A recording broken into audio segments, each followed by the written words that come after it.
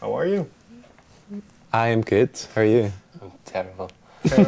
No, because of the weather? No, I'm okay, I'm not bad. All right, good to hear. What I want to start with is obviously you're from Glasgow, which has Is a it that very obvious? well, to me it is. To Yeah. me. But there is a very healthy, very vibrant music scene there. So what was it like, kind of growing up there and wanting to make music in that city? I moved there from Edinburgh Okay. when I was 16, and I went there to study music. Okay. And just kind of seemed like the place to go if you wanted to be in a band in Scotland. That's where everyone kind of gravitates towards, and that was, I thought, I'll go to Glasgow to find a band basically and become a pop singer. So those dreams were there early.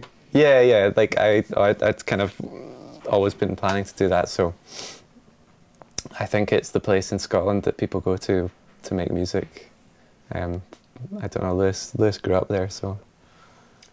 It's the place where people go to make music. In Scotland. Yeah.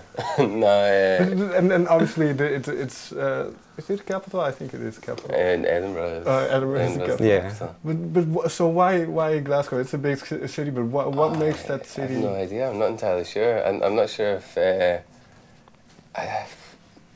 I don't know. It's a bit smaller than Edinburgh. No, it's biggest. Is it? All right. Okay. I've got no fucking idea. It's yeah, it's like the biggest city, and it's more of a like Edinburgh is kind of like a tourist place, and Glasgow's more like a working city. Like it's not beautiful, but it's like fun, and it's got lots. There's so many like venues every night. There's music on, and there's a lot of kind of just like if there's like an empty space, it can get used as a gallery or a theatre or like a venue, and like lots of people like putting on gigs in kind of old like factories and stuff like that.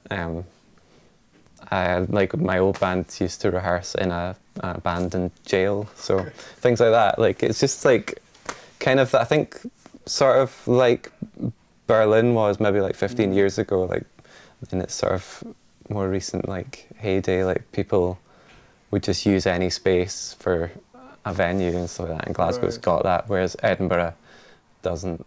They're very strict about what spaces get used. So yeah, I think Glasgow just kind of fosters like creativity in that way, and there's also, because there's that big history of bands that have kind of come from Glasgow, so you've kind of got this sense of like the history around you, like all the like Postcard Records bands like Orange Juice, they were all like centered around this flat in the West End of Glasgow that's like still there, so it's kind of like you can feel it, and you can walk down the road and see like loads of 80s pop stars as well. Like. So the history of the city kind of provides some energy. Yeah, it spurs people on. Like, and well, like we record in a studio well, it's like Lewis lives in this place that used to be a studio, that was like frequented like by Simple Minds, and I think Pet Shop Boys recorded a demo in there as well and stuff like that. So yeah, it's like it's all still very. It feels kind of timeless, like this. And well, Leo, you say you were raised in Edinburgh and you moved to Glasgow. I believe you played in different bands before you kind of joined together. Do you remember hearing Lewis play for the first time? Or seeing that band? I remember his band being around. I didn't really listen to them, so. But he didn't listen to my band either. Well, so I was going to ask vice versa. Did you know Leo? No, I think we kind of like just like his band was before my band, and my band was a wee bit after his band. So like we didn't cross paths in the way that like we'd be playing the same venues or whatnot, you know. I also have a terrible memory. So when did you first meet? How did you first meet? I was put in touch with them through a kind of mutual friend, and heard that Lewis and a couple of the other guys in the band were looking for a singer just to try stuff out with. And I I was kind of like between bands and didn't really know what I was doing, and was just kind of hoping something would fall in my lap that was really good, and it did. So. and I believe this band was Cassidy. Yes, I played in a band called Cassidy before, and then we kind of disbanded in like, I want to say like 2014 or something. But kind of we continued writing music. We was a couple of guys in the band, and we were just writing music without much of a plan as to what to do with it. But then it became quite apparent that we really wanted to find a lead singer that could just deliver like 110%. And so we started looking for folk and came across Leo. And we had a kind of style that we were writing at that time, which had kind of evolved from, because we started with very acoustic music. Sure. And pop acoustic music, and we were trying to bring an electronic side into that. Why? Why? Yeah. Well, when you play an acoustic guitar for that fucking long, it's like it's like I don't want to do anything else. Like no, it's also like we were saying earlier, the Arcade Fire's Reflector album came out. It was around about the time where like Daft Punk's new record came out as well, and everything was just sounding a bit more like that you could dance to it, you could move to it, and more than like the kind of pop music that we were playing. So we started experimenting with electronic instruments with the acoustic sound, like an electronic drum beat with an acoustic guitar, or like synths with like an acoustic guitar driving it, to try and keep our sound. But whenever we decided that band is in the past and that's that done, and this is a new thing, it just expanded our horizons. And then Leo came in and he brought a Juno 60 synth, and literally within like the first week we had our first track, Living Fiction, done. Okay. And I do think it was like we had this much, but it was never going to be finished until he kind of came in, sang on it, and played his guitar and played his synth on it, like brought his element of the puzzle to it, you know. That first week, what was it like, those rehearsals, or those initial rehearsals, and kind of creating a song together for the first time? It was really interesting. I mean, I think like the creative process in a band, there's a lot of like little bits of psychology that goes on, and trying to sound each other out and work out how each other works and will respond to stuff. Like you're kind of thinking about these, I do anyway. I don't know. Yeah, it's like psychological warfare. Yeah, it's pretty much.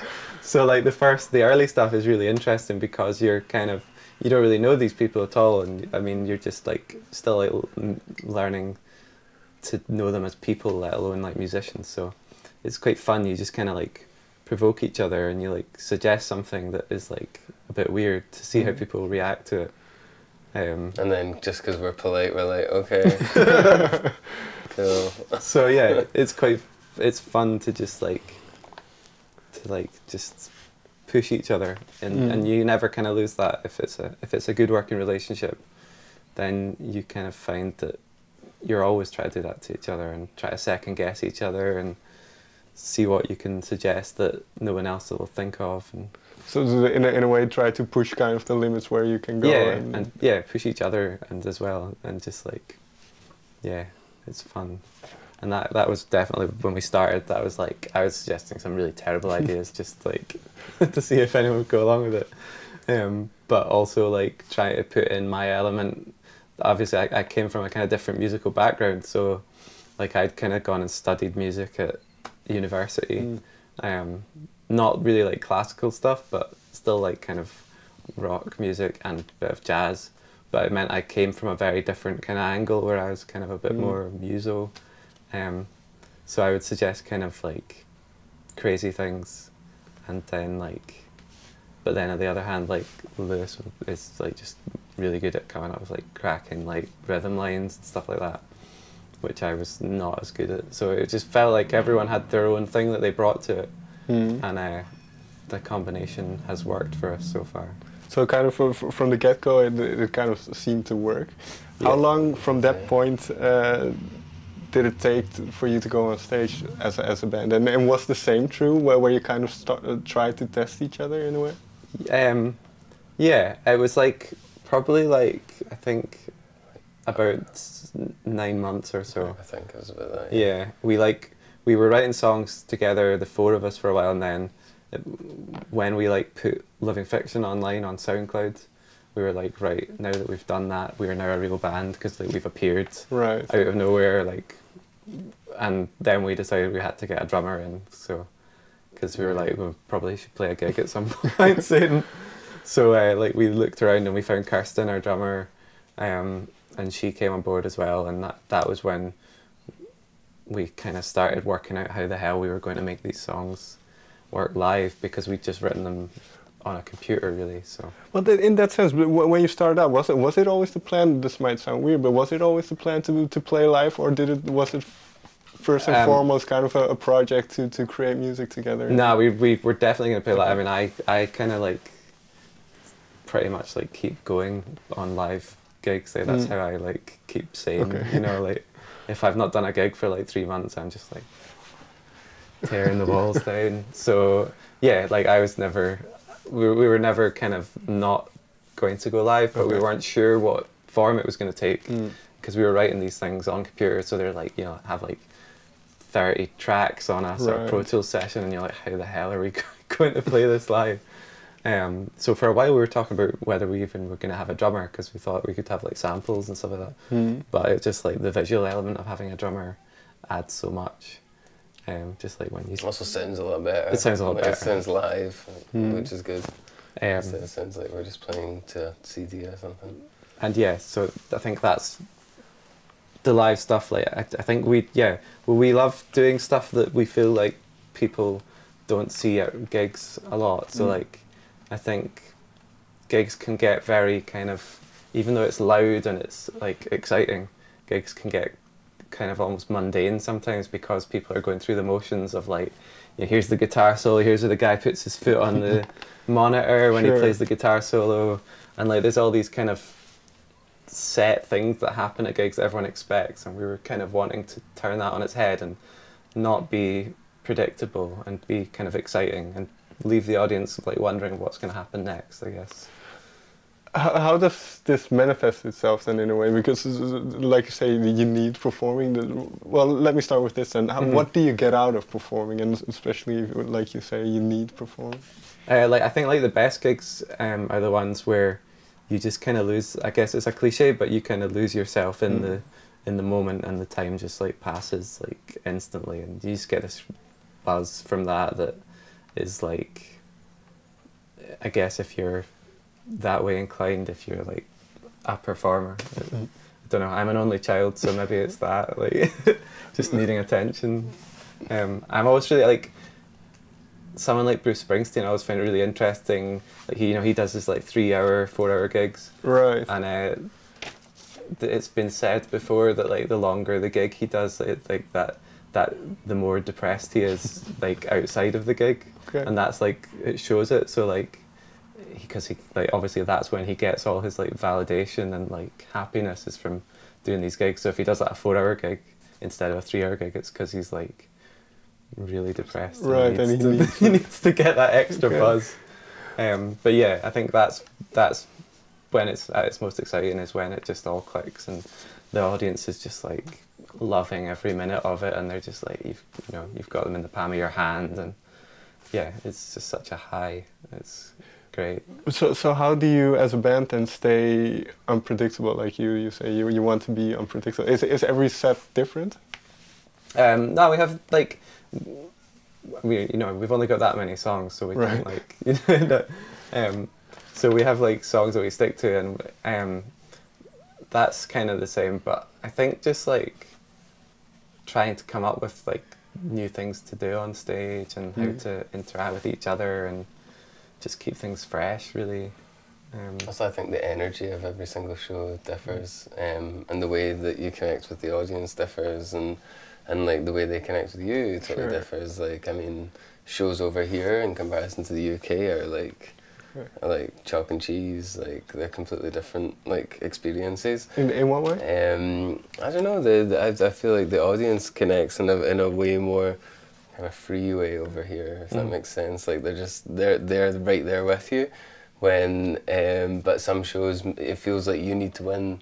It's like a war between yourself and the audience. It's like a battle. Like But and if you do, when you do win them over, that's great as well. Yeah, those are fun because you're just like, you know what, like, you're gonna have a fucking good time like by the end of this, you know. And but like shows here, you're just like, damn, people are like, way, let's go, like, which feels awesome, like for us, especially on stage, doing songs that literally come from the studio to them being played in front of people, and they're dancing to them and having a good time and singing back the lyrics, even though they don't even know the songs. Like, that's so cool, man.